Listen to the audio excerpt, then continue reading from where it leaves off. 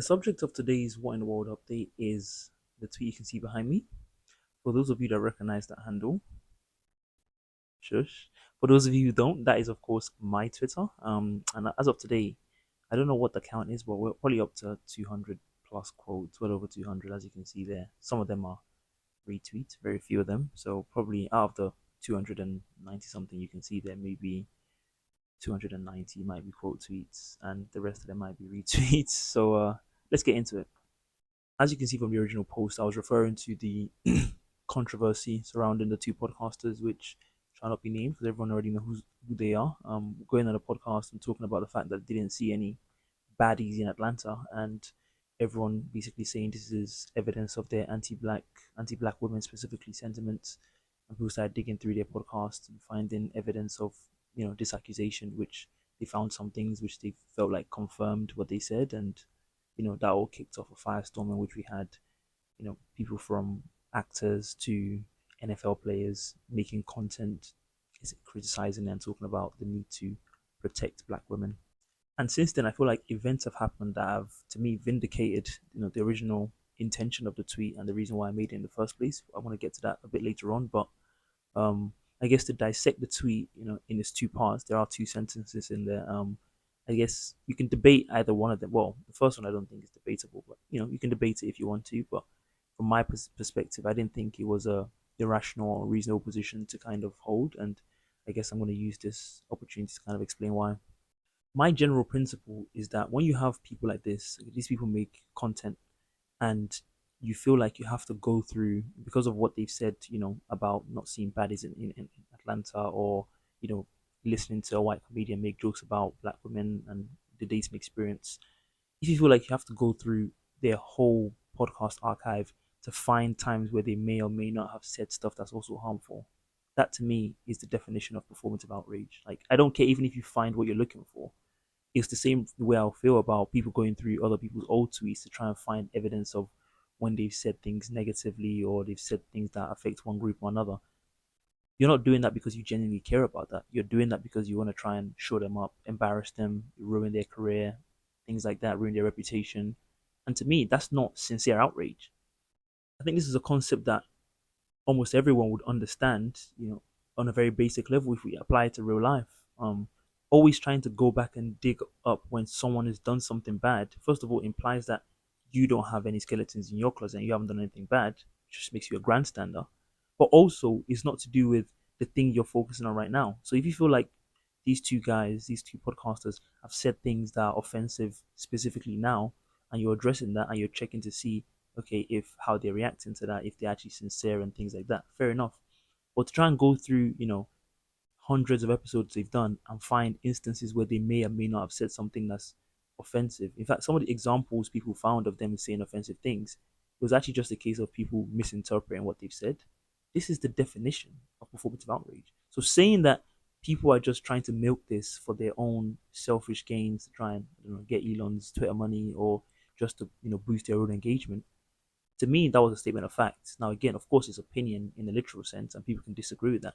But I didn't think it was opinion that was kind of beyond the realm of, comprehension, or something so disagreeable as to suggest that someone was somehow agreeing that black women are horrible or something like that, just because you say you guys are now, milking this essentially. And of course, there were many people responding to this with, the most righteous indignation that I remember their accounts when they were embroiled in controversy themselves. Again, a lot of us have been on Twitter for many, many years. We don't make content like the same way they do. But if you go through someone's 60,000 tweets, yes, you might find one, even when they've grown and they were an adult and should know better. Are you suggesting that people are not allowed to ever make mistakes at any age they're in? It doesn't really make any sense to just try and pretend like, okay, yes, you're outraged and upset about the initial kind of performance and what they said, but to drag it on for 2 weeks and you have NFL players talking about, I just find it so upsetting when people, don't respect black women. Like, get a grip. So that was, to me, clearly performative, because the length of time people continue to drag it on for, it wasn't really commensurate to what the actual original sin was. So that was the first part of that tweet. My perception that it was performative. But what we saw in the reaction to this tweet, it reminded me a bit of what happened during BLM, where there was an event, the murder of George Floyd, which caused understandable anger and and like a sympathy towards the the experiences of black people in America. That's totally understandable, and the experiences of black people in the UK and other I guess countries where they're minorities and experience racism. That was totally fair. But what happened after that, you know, was that we started to see, for example, the politicians, like the Democrats, kneel down wearing kente cloth. We started to see people post black squares. We started to see employers, just messaging black employees randomly, "Are you okay? How are you dealing with this? How are you like?" It felt a bit uncomfortable, didn't it? If you were black during that time, you were like, "This is getting a bit weird." We started to see, white people surrounding black people saying, "Let's make a black only space so black people can express themselves and share how they're feeling." No. If you were conscious and on social media around this time, I think most black people will tell you that it's getting a bit much. And what that kind of reaction actually does is it infantilizes you as a black person, and it's actually kind of demeaning. So we don't need to have all of our sensibilities affirmed. We don't need to be, you can make jokes about black people. You can make jokes that are specific to black people. That's okay. Sometimes jokes are not going to be funny, and it's going to maybe make you seem quite bad because when a joke is not funny, all the parts about it that should be funny that you're trying to poke fun at get exposed. But if you're just trying to just make a joke about black people generally, or black men or black women, and it's funny, we're all gonna laugh and we'll move on. We can understand that this is a joke, and we don't need our sensibilities protected because we've gone through 400 years of slavery and colonization and this, that, and the other. We can interpret social events without, the macro history of, the political history and situation surrounding black people. And so when you see people like actors posting, "If you don't respect black women, fuck your podcast," NFL players talking about, "Oh, I'm just so disheartened to see when black women are not treated like equal human beings." Like, someone made a joke. Okay, first off, someone said they didn't see baddies in Atlanta. Then someone made a joke about dating black women. This doesn't somehow negate the existence of black women. This is not calling them subhumans, pretending as though you're standing up for them by melodramatically, standing on a soapbox and talking about how you just get so angry when the world doesn't support black women, when the world makes jokes about black women. Like, you sound like a fucking baby. Like, get a grip. And to me, that's insulting and demeaning to black women because they don't need to have their sensibilities protected by, from jokes. And I guess that's one opinion, right? Some people took it more than what it was, and that's fair enough. You can do that, but what happened a few days later, I guess maybe a couple of weeks later, was that someone else trying to milk it. It kind of failed spectacularly because the British comedian London Hughes, she's a black woman, and she was talking about her dating experiences in the UK. He's trying to add on to that whole narrative that black men in the UK don't really like black women. And she talks about how that's why she dates, black men don't find her attractive, and that's why she dates, white men. Now she's in the UK, she still dates white men. She's in America now, and then white men like her, and black men don't give her no love. Then it came out that when you saw a lot of her tweets, it was kind of her choice not to date black men, and she said a lot of stuff about making jokes about dating white men, and a lot of it was quite embarrassing for her. Let's just say that. But to me, what was revealing about that was that okay, that was someone making comments about dating black men and how negative it's been in the past. Fair enough. It turns out she was just talking rubbish, whatever. But imagine if, in response to that, black men started, ranting about our perceptions and how people see us and how this is very harmful to us. And oh my God, we're so upset by this. Rightly, even I will be saying as a black man, get a fucking grip. Okay, you don't need your sensibilities protected because one person says they don't want to date you. You're gonna be okay. When I reflect on this, I think I already know that black women run social media. Like, that's just a fact.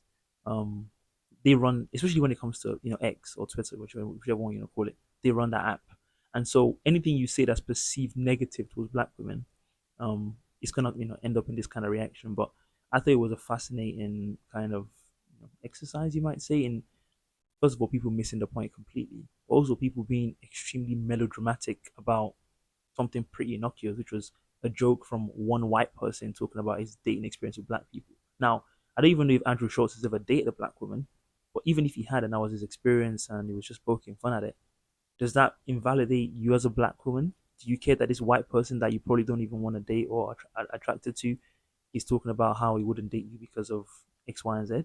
Like, who cares? You're first of all, you're making it much bigger than it is because you're being so dramatic about it. And then secondly, you don't even care about this person. You don't even want to date them. this person does not affirm your existence or experience in any way. In fact, to try and make commentary about the fact that this speaks to, the perceived socio-economic or political power or status of black women in Western countries is very, very ridiculous. Like this is so dramatic. We don't need, analysis around this joke. It was a joke in poor taste. It didn't land very well, and that's really it. And again, I'll lastly point out that people trying to bring down Shxts&Gigs and talking about their anti-blackness or whatever. If we start going through their historic tweets, I remember in 2020 during the pandemic when everyone was bored and going through people's tweets, almost everyone was taking down Nella Rose and this person and that person, all your favorite Twitter influencers. The point is that even I'm sure in some of the content I saw some things that they said that I didn't agree with. People are allowed to make mistakes and say stuff they don't, that in hindsight they look back and be like, I shouldn't have said that. They're allowed to grow from that. It's always to me going to be performative when you now try and pretend as though everyone is always going to be who they were. And so this means we should cancel these people or their podcast is no longer safe for black women. Get a fucking grip, okay? They made some jokes in poor taste. You survive. If you don't want to watch it anymore because of that, fair enough. But talking about it's no longer safe for black women, I mean, this is the kind of drama, I think it's just grandstanding, in my opinion. So, it's not often I get to be the topic of conversation, but, that was what it was. And yeah, hope a lot of people that followed me were, kind of poking fun at me, given the fact that I was kind of, getting cooked and stuff. Hope you enjoyed it. I actually enjoyed replying to some people. Some of them, again, they were just so melodramatic, I couldn't resist replying. And I did enjoy it, actually. Of course, some people try to find evidence of my great anti-black woman racism, but he couldn't because it's not true. I just disagree on this issue. So it was a big giant L for those people because they were trying to paint a narrative that didn't really exist. I love black women. I've only ever dated black women seriously, romantically speaking. So that gotcha doesn't really work on me. But you're allowed to have different opinions on these things, and when you do, I guess this is the result of it on social media. But it's not going to stop me expressing myself and speaking on what I perceive to be infantilizing and fake outrage, which is designed to look like it's uplifting black women, but it's actually insulting to them. So that's my view on that. And on that note, I'll leave it there. Like I said, hope you enjoyed my roasting. Do try and follow me on X as well because I try to express my opinions a lot on there. Want to see your opinions as well. I like to follow people that I agree with, disagree with. I think it's a good balance to have on social media. So enjoy that, and I'll speak to you guys next time.